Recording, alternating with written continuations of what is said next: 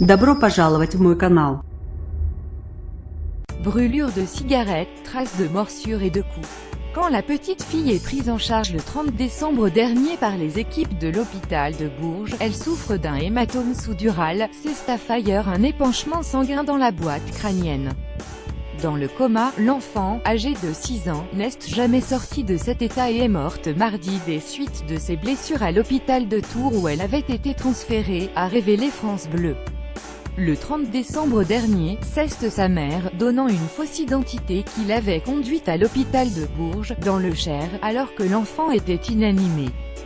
La jeune femme de 22 ans avait ensuite pris la fuite et a été rattrapée quelques jours plus tard à Toulouse avec son compagnon.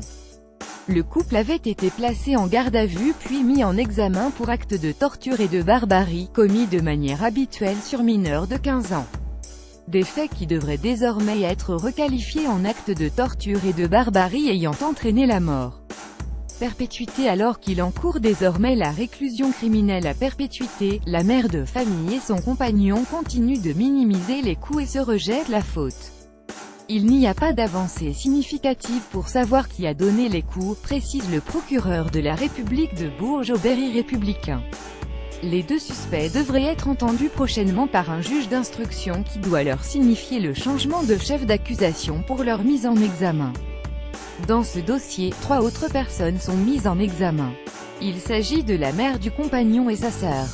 Toutes deux avaient accompagné la mère de la petite fille à l'hôpital se présentant comme des témoins et assurant ne pas connaître la mère et son enfant. Elles sont poursuivies, comme un des frères du compagnon, pour non-dénonciation de mauvais traitements. Procédure d'assistance éducative. Ce sont des animaux, a dénoncé aux Parisiens, le grand-père maternel de la petite fille. C'est le copain de ma fille, sa belle-mère, sa sœur qui lui ont fait ça. Lui, il a passé sa vie en prison. Quand il est sorti, ma fille est retournée avec lui. Il lui pourrit la vie. La petite fille de 6 ans faisait l'objet d'une procédure d'assistance éducative. En juin dernier, un juge avait ordonné le placement en famille d'accueil du petit frère de l'enfant. Une décision en ce sens avait été prise en octobre dernier pour la fillette. En vain, les services sociaux n'avaient pas réussi à retrouver l'enfant et sa mère. Inscrivez-vous à la newsletter BFM TV Midi.